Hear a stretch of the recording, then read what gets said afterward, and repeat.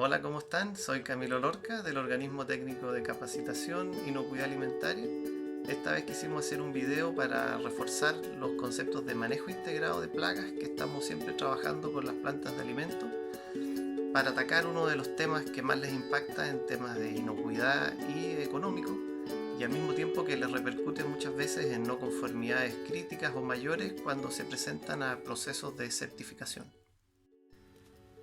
Bueno, ¿por qué controlar las plagas? Por un lado, tienen un impacto económico tremendo para las plantas de alimento y les puede generar pérdidas de infraestructura bastante grandes en algunos casos. Pero lo que nos atañe a nosotros es el impacto que tiene en términos de inocuidad, en términos de salud pública, donde muchas de estas plagas son vectores, pueden transmitir distintos tipos de enfermedades, tanto por sus salivas, por sus mordeduras, por sus orinas, por sus fecas, por todas las vías que ellas van contaminando. Cada plaga se ha asociado a distintos tipos de patógenos. Los que más conocemos, de los que más hablamos comúnmente, son de los roedores, donde tenemos bacterias como las del tifus, salmonelas de todos tipos, leptospira como leptospira icterohemorrágica, tenemos virus como hantavirus, toxoplasma gondii, ¿no es cierto?, que es un patógeno emergente de alto impacto en Europa. Parásitos que están un poco más controlados hoy en día, pero por supuesto que estas son una de las grandes fuentes de parásitos que pudieran llegar a los alimentos. En el mundo de las palomas, nuevamente encontramos a salmonela, con bastantes estudios que asocian a palomas y salmonela. Tenemos también la famosa clamidia psittaci, ¿no es cierto?, que genera la citacosis, que afecta muchas veces a trabajadores de planteles avícolas, y distintos tipos de hongos transmitidos. Por otro lado, en el mundo de los ectoparásitos, piojos, garrapatas, pulgas, tanto roedores como palomas van a estar siempre asociados. En las moscas es más diverso. La mosca doméstica nos preocupa mucho por el tropismo que tiene, por la fascinación que tiene, por así decirlo, de las heces.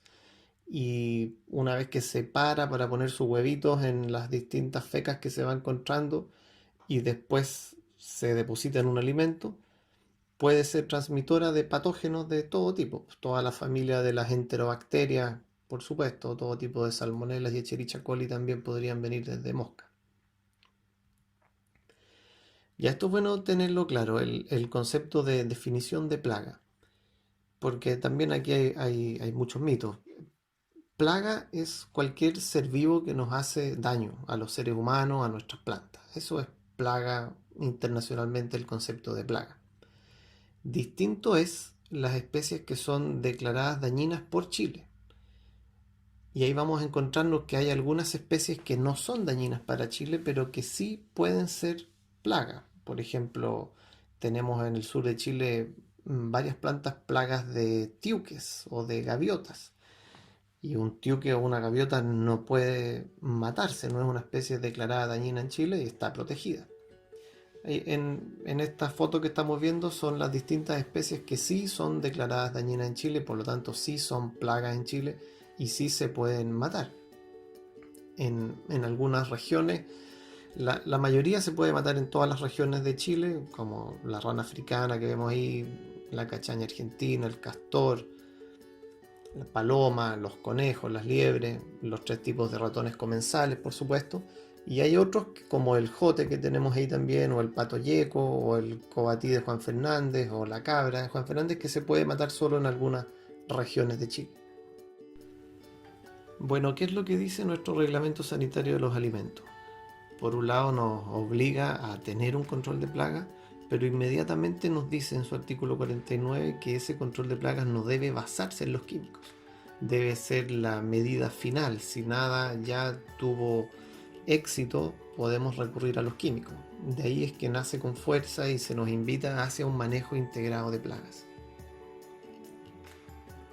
Es bueno tener claro el marco legal chileno para el manejo de plagas. Tenemos nuestro Decreto Supremo 977, que es el Reglamento Sanitario de los Alimentos, que lo acabamos de ver. Pero también tenemos el Decreto Supremo 157, que es para las empresas aplicadoras de plaguicidas. Y tenemos la Ley de Caza del Servicio Agrícola y Ganadero, que es donde se nos dice cuáles son, por ejemplo, las especies declaradas dañinas para Chile y cuáles son los métodos autorizados de caza. Bueno, entonces ya sabemos que hay un contexto legal que nos rige y que nos invita a tener un manejo integrado de plagas. Acá, como definición de manejo integrado de plaga, es las distintas estrategias, tanto culturales, físicas, químicas, biológicas, que se complementan entre ellas para lograr evitar y reducir los daños que pueden generar las distintas plagas. Y vamos a ver que hay distintos elementos en este enfoque preventivo para el manejo de plagas, y vamos a ir viendo los distintos pasos de un manejo integrado de plagas durante este video. Es bueno entonces estar convencido de que este manejo integrado de plagas es un requisito legal, pero también al mismo tiempo un requisito de nuestros clientes, de los mercados internacionales hacia los que estamos exportando la mayoría de las plantas medianas y grandes de Chile, que está enfocada en Europa, que está enfocada en Estados Unidos. Necesita certificarse normalmente en protocolos internacionales, y todos te empujan y te exigen hacia un manejo integrado de plagas.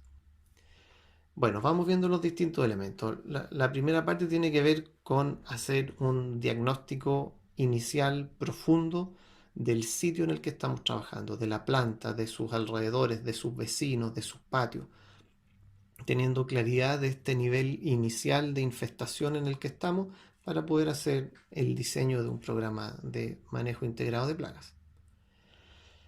Uno de los elementos clave para hacer este diagnóstico de forma correcta, este análisis, fuera de dedicarle el tiempo suficiente, es saber, hay que tener conocimientos de plagas. Por eso es que no cualquiera puede hacer bien un diagnóstico para diseñar un programa de manejo integrado de plagas.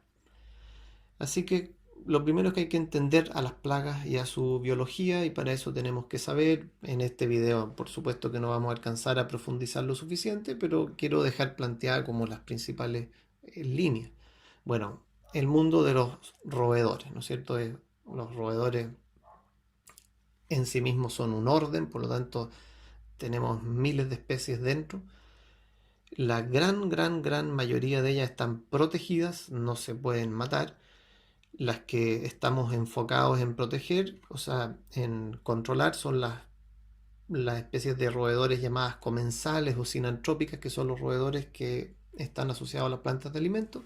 Y esos sí, afortunadamente, la ley de Chile permite matarlos, los 3 tipos de ratones que ya los vamos a ver más adelante. Entonces, los roedores que tenemos asociados al ser humano y asociados a las plantas de alimentos, eso es lo que se llaman los roedores comensales o sinantrópicos, son 3 principalmente. Uno es el ratón común, la laucha, el musmúsculos. Otro es la rata de tejado, rata negra, que es el ratus ratus. Y otro es otra rata, que es la rata de alcantarilla, rata de los desagües, o el guarén, el ratus norvegicus. Cada uno tiene sus características bastante distintivas, pero todos tienen también características que lo agrupan. Por ejemplo, son de hábitos nocturnos en general. También tenemos esta característica de que pueden escuchar ultrasonidos, a diferencia de nosotros, ¿no es cierto? Ellos escuchan el mismo rango audible que nosotros, pero además escuchan ultrasonidos. De ahí que algunas plantas de alimentos prueban con estos equipos de ultrasonido para espantar ratones, normalmente con malos resultados.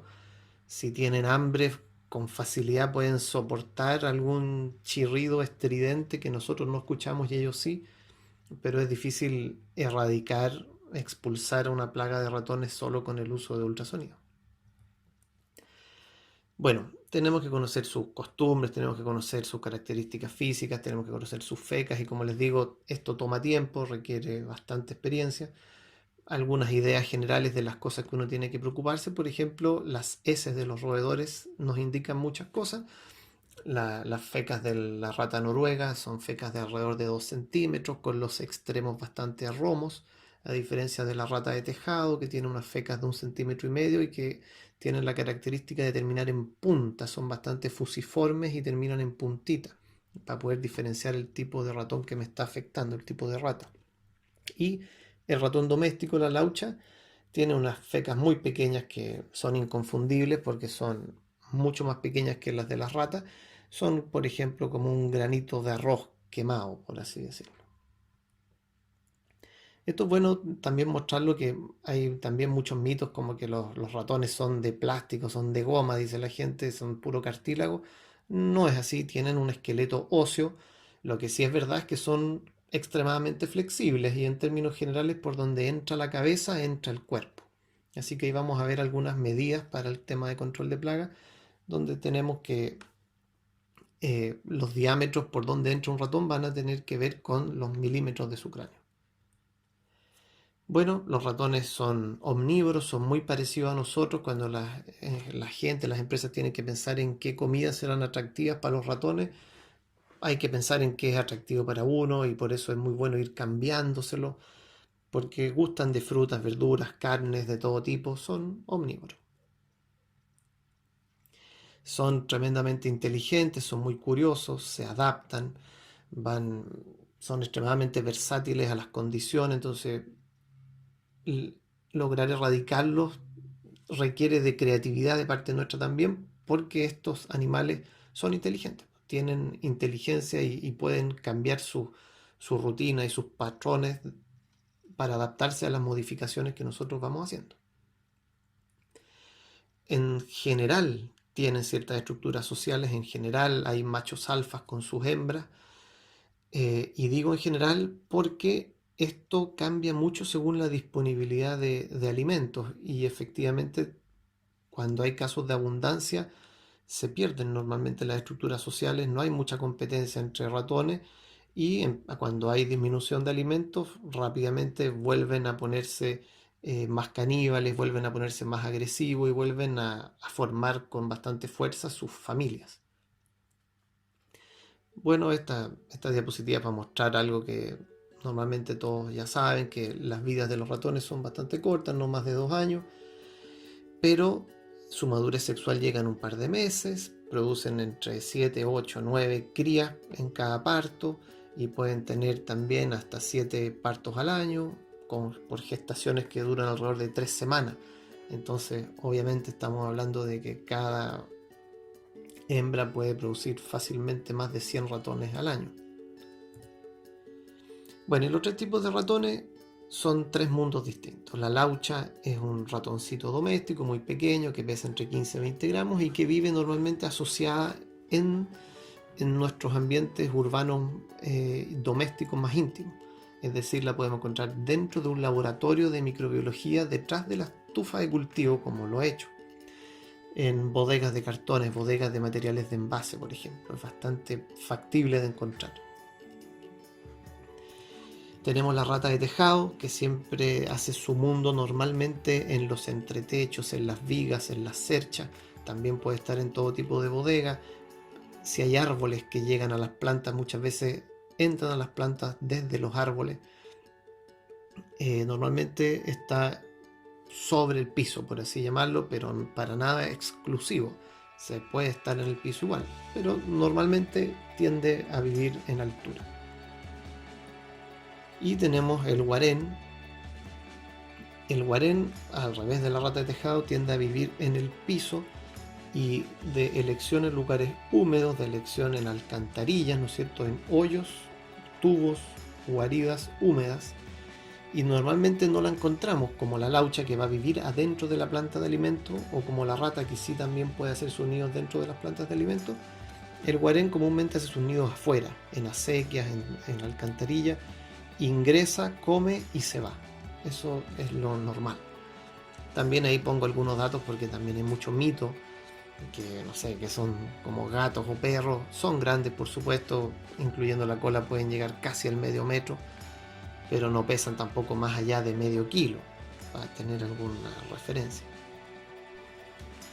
Bueno, también tenemos que saber de insectos voladores, tenemos que saber interpretar el nivel de infestación de insectos voladores y el tipo de insectos voladores, ya que cada uno significa cosas distintas. Bueno, la mosca común es uno de los que más nos preocupa por esta capacidad, como veíamos al inicio, de ser vector de las principales enfermedades y por ser de muy difícil control. Debemos evitar que esté dentro de las plantas de proceso, pero una de sus fuentes de reproducción son las fecas, por ejemplo, y nos pasa en Chile en muchas industrias que tienen planteles de crianza de animales cerca a plantas de proceso, por ejemplo, donde el control de la mosca común es un desafío gigante para ese tipo de planta. Por eso es bueno conocer su ciclo, para poder a veces trabajar a nivel de sus larvas, de sus huevos, y no enfocarse en controlar químicamente solo a los adultos, por ejemplo. Tenemos también al mosquito chichero, comúnmente conocido mosquito del vinagre, la Drosophila melanogaster, que está cuando en la casa compramos unas frutas y empiezan a volar alrededor de unos bichitos. ¿Y por qué es importante? Porque yo si veo este dentro de la planta es que tiene sucio ese lugar. No, este no viene de la crianza de animales del vecino del lado. Si estás con mosquito chichero es que tienes sucio muy cerca del lugar donde uno está viendo esos mosquitos chicheros. Distinto es, por ejemplo, con las moscas cadavéricas, también conocidas como los moscos, que andan buscando proteínas descompuestas y es así pueden viajar distancias para llegar a esa fuente de materia orgánica en descomposición. El mundo de los rastreros también tenemos que conocerlo. El principal, por supuesto, son las cucarachas, donde la dificultad que tenemos en el control de estas es porque son ávidas de los lugares de difícil acceso y poco tráfico, entonces cuesta mucho encontrar sus puntos de anidamiento y muchas veces hay que recurrir a aplicaciones con veneno puntuales como medida final, siendo por supuesto lo que vamos a ver más adelante siempre el orden, la higiene y la limpieza el primer peldaño. Ahí sale una idea que es bastante bueno tenerla en mente, que dice, si usted ve ejemplares durante el día puede estar en presencia de una grave infestación y claro, ver durante el día cucaracha no debiera ser normal. Uno sí debiera preocuparse si está viendo frecuentemente cucarachas durante el día en alguna cocina o en alguna planta. Pongo esta de la araña de rincón acá porque no es de las plagas que uno comúnmente asocia a las plantas de alimento.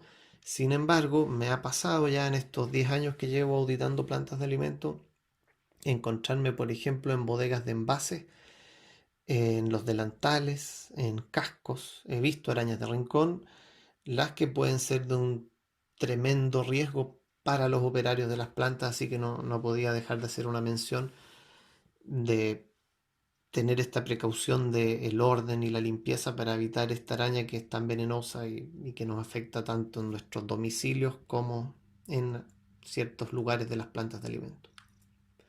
Bueno, hay que saber mucho para hacer ese primer paso de un manejo integrado de plagas, para hacer bien ese análisis inicial y ese diagnóstico. ¿Para qué? Para poder diseñar bien las medidas preventivas. Esas medidas preventivas debieran estar principalmente enfocadas en evitar la atracción y la reproducción de plagas, teniendo en mente ese triángulo básico que es que las plagas siempre van a estar buscando alimento, refugio y agua. Por lo tanto, nosotros tenemos que hacer una serie de medidas de orden y limpieza para evitar que haya alimento, refugio y agua. De hecho, si hiciéramos eso a la perfección, no tendríamos que hacer nada más y probablemente no necesitaríamos nunca recurrir a estaciones parafinadas, a sebo, a piretroides, a ningún tipo de químico, si pudiéramos trabajar bien a nivel de evitar la atracción y la reproducción, tendríamos el trabajo listo. Eso es lo que nos insiste esta diapositiva, que el orden y la limpieza es lo más importante, ¿no es cierto? Enfocarnos en evitar tener agua, alimento y fuentes de refugio. Eso va, por supuesto, de la mano con los programas de capacitación hacia el personal. Ahí está este concepto de las medidas de tipo cultural, que si no logramos que los operarios se sientan parte de este programa de manejo integrado de plagas, difícilmente lo vamos a lograr porque ellos van a estar guardando comidas en sus casilleros, botando comidas en los patios.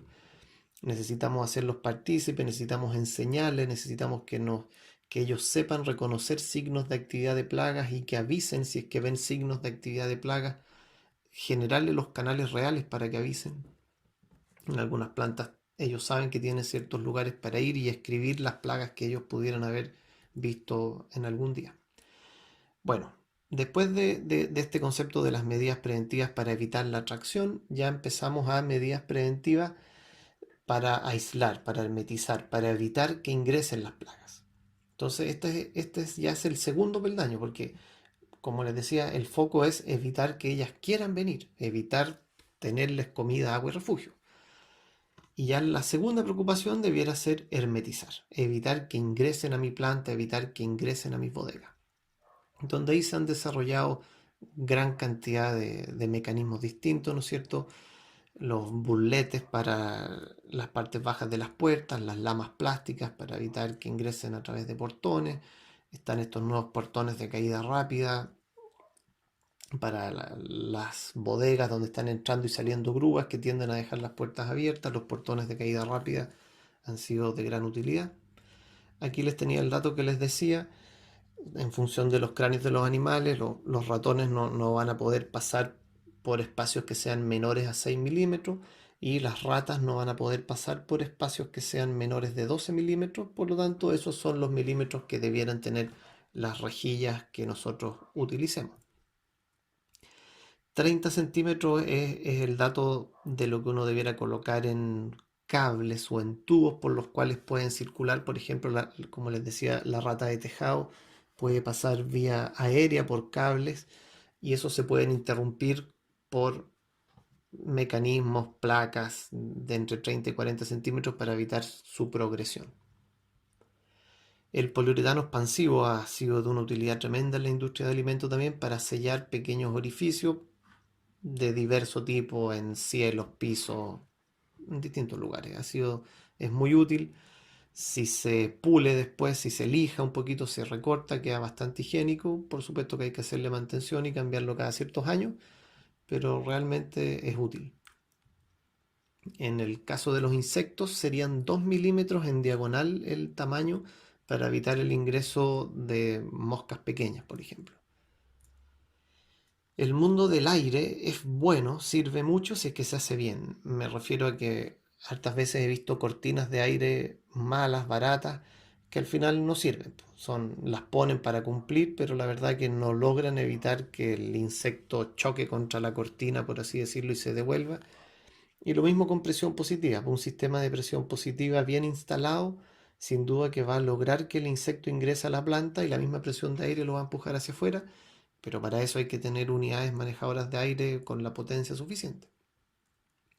Bueno, las rejillas, de más está decir, enfocadas en desagües y enfocadas también en estructuras aéreas como las canaletas para evitar el paso y el flujo de ratones como la rata del tejado por los techos o los guarenes por las alcantarillas. Muy bien, eso fue las medidas preventivas para evitar el ingreso, medidas preventivas enfocadas en hermeticidad. Ahora ya seguimos con otro paso más que serían medidas activas ya para controlar a las plagas que ingresaron. Bueno, aquí tenemos todo tipo de jaulas, trampas de captura viva, papel engomado, trampas de golpe, algunos modelos más artesanales para casos de alta infestación. Vamos a ir viendo ejemplos concretos un rato más cuando veamos el caso del control de roedores. Para el caso de insectos, de los elementos no tóxicos más utilizados, que al mismo tiempo sirve de monitoreo, es las trampas ultravioletas, ¿no es cierto? No, no hacia una parrilla eléctrica en donde el insecto literalmente explota, partes de él pueden salir desprendidas, así que las parrillas eléctricas no se permiten. Lo que sí se permite es el tubo ultravioleta que atraiga hacia una placa de papel engomado. Podría excepcionalmente usarse parrillas eléctricas en algún área exterior, pero no serían de gran utilidad.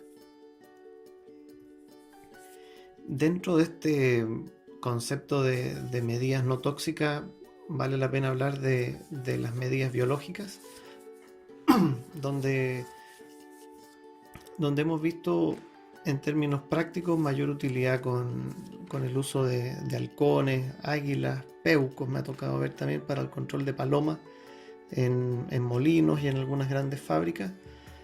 El servicio funciona, es caro, si para que funcione requiere de visitas periódicas en el que personal entrenado maneje estas aves rapaces, las cuales no es tanto que maten y se coman a las palomas, sino que lo que más hacen es espantarlas, hacen vuelos a través de ellas y las palomas se espantan. pero si el ave rapaz deja de venir, las palomas vuelven, por lo tanto es un servicio que funciona, pero es caro. Bueno, otra medida activa, la más conocida, la que más plata se invierte y más tiempo, erróneamente donde más tiempo y plata se gasta, es en el control químico.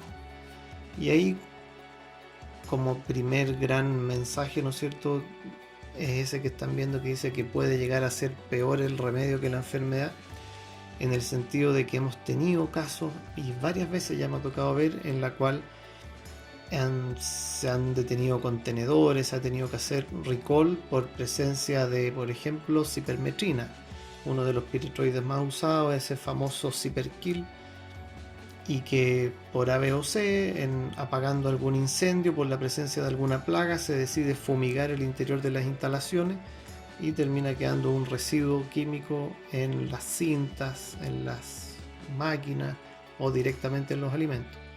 Así que no solo tienen que ser químicos autorizados, sino que su uso no debiera ser al interior de las salas de proceso y debiera ser realmente la última medida, no debiera ser la rutina. Habla mal de una empresa alimentaria si su rutina es tirar veneno al interior de las instalaciones. Bueno, vamos a tomar como ejemplo el control de roedores para citar estos distintos mecanismos de control de plaga. Vale la pena mencionarlos porque comúnmente se están ofertando los equipos de ultrasonido, los cuales, como habíamos dicho, efectivamente pueden molestar a los roedores, pero a la hora que el roedor necesita comer y tiene hambre, aguanta, se acostumbra, y rara vez esto va a controlar o inhibir a roedores hambrientos.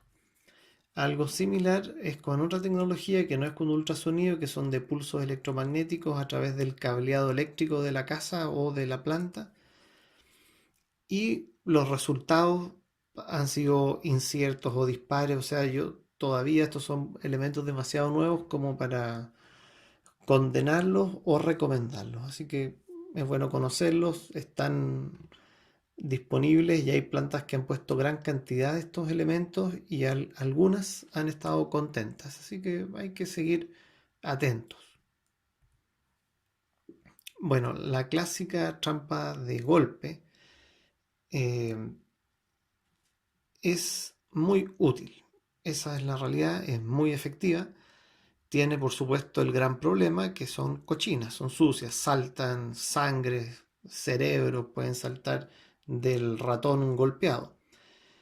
Así que hay que saber dónde usarlas. Obviamente no vamos a estar usando estas dentro de una sala de proceso o en áreas de producto expuesto, pero ustedes tendrán ahí idea de qué lugares en los cielos, en los entretechos, en algunas vigas, hay alta circulación de roedores, donde estas trampas son muy efectivas. Uno puede ir cambiándole los distintos cebos, ¿no es cierto? Ir rotando entre frutas, carnes, pescado, queso, frutos secos, ir rotando para hacerlo más atractivo, y los niveles de captura son altísimos. Para áreas más sensibles, para áreas limpias se ha creado esta figura de las trampas engomadas, que hay dos grandes modelos. Muchas plantas dicen que no sirven, pero a veces se equivocan y usan tamaño de ratón para atrapar ratas, y obviamente las ratas no van a quedar atrapadas en una placa engomada que está diseñada para lauchas. Así que hay dos grandes tamaños: trampas engomadas diseñadas para ratas y trampas engomadas diseñadas para ratones. Uno de los grandes beneficios es que cuando muere el ratón, su cadáver se enfría y tienden a salir a buscar un nuevo huésped, sus ectoparásitos, sus piojos, sus pulgas, sus garrapatas, y la gracia de la placa engomada es que estos quedan ahí. Así que son muy limpias en general, pero requieren inspección frecuente. Uno no puede tener trampas engomadas en un área y no estar mirándolas periódicamente, porque los ratones se mueren muy rápido y empiezan su descomposición al a las pocas horas, por así decirlo. Bueno, hay algunos elementos caseros como estos que son útiles en casos de altos niveles de infestación. Trampas de agua, que los ratones van cayendo, y realmente a veces se logran capturar 20, 30 ratones en una noche en una sola de estas trampas. Va a depender del tipo de industria. Por ejemplo, en algunos molinos hemos visto este tipo de trampa. Bueno, en el mundo químico tenemos en primera instancia los fumigantes, como las fosfinas, por ejemplo, que por supuesto que matan a todos los ratones porque matan a todos los mamíferos, por lo tanto nos pueden matar a nosotros, son sumamente peligrosas, debieran ser manejados únicamente por empresas autorizadas y tienen la gracia de que si uno cierra un área física, un galpón, una bodega, uno aplica Fostoxin y van a morir absolutamente todos los roedores que estén en esa área. Como digo, es útil, pero es sumamente peligroso. Y de ahí tenemos lo que es más conocido por todos, que son los rodenticidas de segunda generación, donde los más usados en Chile son a partir de Brodifacoum y de Bromadiolona. La gran mayoría de los nombres comerciales que encontramos están formulados con alguno de ellos o con una mezcla de estos dos, y cualquiera de los dos son altamente efectivos contra los tres tipos de roedores que nos preocupan. Así que son efectivos, de eso no hay ninguna duda. Lo que sí normalmente encontramos un uso inadecuado de esto.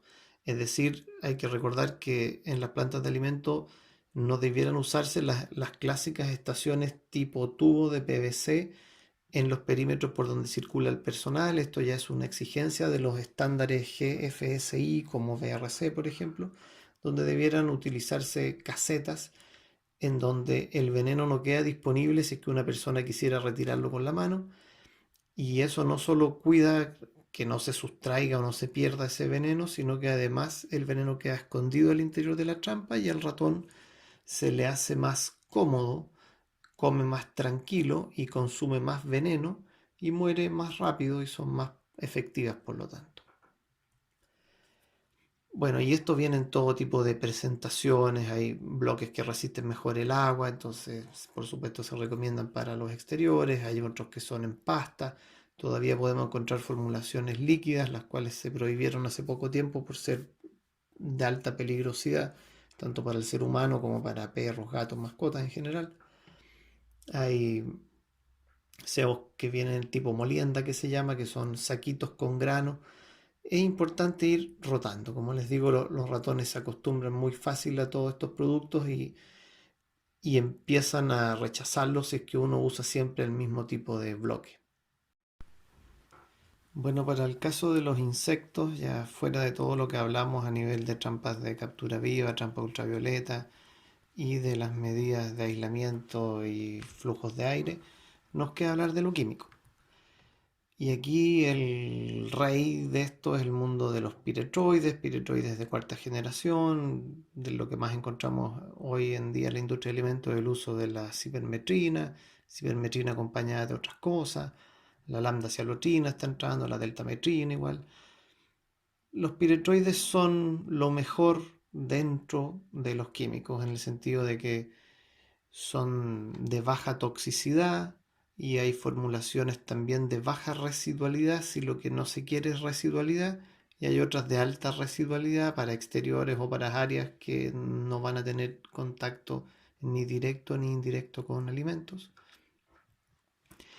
El gran tema con estos piretroides es cómo se usan. Entonces, los sistemas de aspersión con motor, por ejemplo, que mojan, si uno se para frente a eso uno queda mojado, eso debe ser usado en los exteriores por ningún motivo dentro de las plantas de proceso, ya que eso salpica veneno para todos lados, por así decirlo. Una variante mejor es los aspersores manuales, donde el aplicador, al usar las máquinas manual, logra dirigir un chorro fino hacia los puntos específicos que uno necesita. Entonces, a veces, de forma ocasional, en algunas esquinas, en algunas salas, pudiera ser de utilidad un aspersor manual. Para solucionar este problema de la residualidad de los venenos, existen algunos equipos que generan unas microgotas muy pequeñas, tan pequeñas que no son residual, que no se posan, por así decirlo, son una nube. Entonces, por ejemplo, si uno se para frente a estos equipos de termoniebla, uno queda seco, uno no queda mojado. El gran problema de los equipos de termoniebla es que usan combustión. Por lo tanto, generan residuos de la combustión, y dentro de una planta de proceso están prohibidos los motores a combustión. Para solucionar eso se crearon estos equipos eléctricos de ultra bajo volumen, que sería una misma niebla de gota muy fina, pero sin problemas de combustiones de hidrocarburos. Así que esta es una niebla fría que también es bastante seca y que logra un tamaño de gota no residual, así que están entrando bastante fuerte en la industria alimentaria. En el caso de aves, nos vamos a encontrar con una cantidad de juguetes, por así decirlo, enorme. Muchos no funcionan bien, es muy frecuente, yo diría que lo más frecuente en escucharle a las plantas son historias de fracaso y de comprar y de ir probando con distintas cosas, con resultados muy dispares. Realmente para lograr que sean efectivas eh, mecanismos físicos como espinas o espículas y distintas varas o bandas eléctricas que se han hecho algunas pruebas, hay que usar muchas, hay que ir cambiándolas, hay que hacerles mantención, se ensucian, hay que limpiarlas, son complejas. Normalmente ganan las palomas, por así decirlo. La excepción de eso es enmallar algunas zonas donde las palomas están ingresando o anidando. Eso por supuesto que si se pone bien las mallas es efectivo, con las precauciones de que no queden palomas atrapadas porque se van a morir adentro. Así que las mallas requieren mantención, hay que cambiarlas cada cierto tiempo, hay que aspirarlas, hay que limpiarlas, pero si son palomas que están acostumbradas, por ejemplo, una figura que vemos muchas son palomas acostumbradas a las cerchas. Las cerchas pueden ser tapadas, todo el cielo tapado con mallas y en ese caso sí se ha visto bastante efectividad. Esto que vemos son las bandas eléctricas que algunas plantas las han estado probando. Como les digo, pueden ser funcionales, pero requieren de una mantención bastante alta para mantenerlas efectivas. Y bueno, aquí tengo algunos ejemplos de cosas no tan útiles y otros sí. Vemos ahí, por ejemplo, un peuco. El que les mencionaba antes sí es útil como un control biológico. Es un servicio bastante caro e intenso para que sea útil, pero con bastante buenos resultados. A diferencia de lo que vemos ahí también, globos con caras de aves rapaces o aves rapaces de plástico que emiten sonido de aves rapaces, las cuales si uno los pone, las palomas se van en primera instancia, pero rápidamente se acostumbran y vuelven y terminan siendo parte del grupo y ahí no se espantan al final.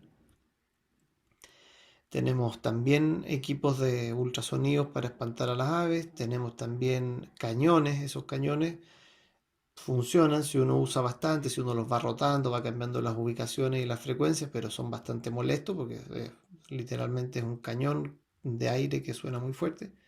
Y allá abajo vemos ahí a dos personas colocando una malla. Eso es lo que yo les digo que sí puede ser realmente útil y que exige preocupación en cuanto a su mantención y limpieza.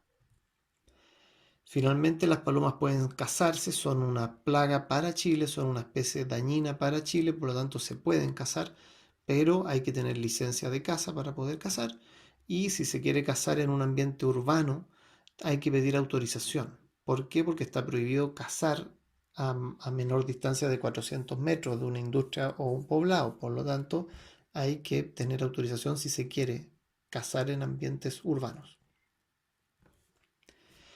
Bueno, finalmente la parte más importante, una vez que uno ya hizo su diagnóstico inicial, en base a ese diagnóstico implementó las medidas preventivas y las medidas activas de control, es hacer un monitoreo de esto, estar verificando y analizando los datos que yo obtengo y con eso mejorar. Y esas son las partes finales de este manejo integrado de plagas que tienen que ver con monitorear, verificar, analizar y mejorar. Entonces, el monitoreo debe ser diario. Eso es un concepto que hay que usar en la industria de alimentos. Monitoreo diario en la industria de alimentos. Como ese monitoreo diario no lo va a poder hacer en la gran mayoría de los casos una empresa externa porque el costo sería altísimo, lo más normal es que ese monitoreo diario uno se lo deja a miembros de la empresa. Uno le enseña a la gente a que sea proactiva, que revise si tienen trampas de captura, que revisen y que avisen si es que hay alguna captura. No significa que la gente va a manejar químicos, que va a manejar tóxicos, solo significa que la gente va a revisar y avisar signos de actividad de plagas de forma diaria. Y todos los datos que se obtengan del monitoreo, tanto de la empresa externa como los internos, deben ser analizados. Y ahí existe una figura en que las empresas todavía están muy pobres, que están recién empezando a trabajar, que es en el concepto de definición de umbrales. Las empresas normalmente no saben cuántos insectos es normal tener en una sala de proceso, cuántos consumo de roedores es normal, cuántas capturas de roedores es normal. Y eso por supuesto que es difícil de saber. Esos umbrales deben ser específicos de uno, de su historia, de su planta, de su ubicación, y deben ser específicos para cada tipo de especie y deben ser específicos para cada mes del año. Sabemos que en invierno, por ejemplo, aumentan los roedores, primavera, verano aumentan los insectos. Entonces, uno tiene que construir los umbrales, los niveles de carga normales para saber cuándo las cosas salieron de la normalidad, para poder decirle a la gerencia de la empresa, sabes que esto ya no es normal, necesitamos hacer medidas excepcionales o activas porque esto superó nuestro historial. Así que bueno, es importante trabajar en los temas estadísticos y en la definición de umbrales. Finalmente, un elemento muy importante que hoy en día está siendo una exigencia explícita de los estándares GFCI, como por ejemplo BRC, es la figura de un estudio en profundidad, en la cual visita la planta un experto de manera anual, lo define BRC, para dar una mirada fresca, para ver en qué cosas se puede innovar, cambiar las distancias de los cebos. Es algo que las empresas de control de plagas comúnmente no hacen. Comúnmente se instalan las estaciones cebaderas y se mantienen en las mismas ubicaciones por décadas. Se instalan las estaciones ultravioleta y se mantienen por décadas. Esto es un experto que debe ser distinto del que hace las visitas semanales para que sea una mirada fresca. Así que hay empresas pequeñas que no tienen a veces la independencia suficiente o un experto y subcontratan, empresas de control de plagas que subcontratan la visita de un experto para ayudarlos en poder lograr el reseteo del sistema, el asegurarse que se está actualizando y mejorando el sistema a partir de todos los datos que estoy obteniendo. Bueno, ese sería un ultra resumen del mundo del manejo integrado de plagas. Si necesitan profundizar más en este tema o en cualquier otro relacionado a inocuidad alimentaria, contáctenos a través de nuestra página. Eso, que esté muy bien. Saludos a todos.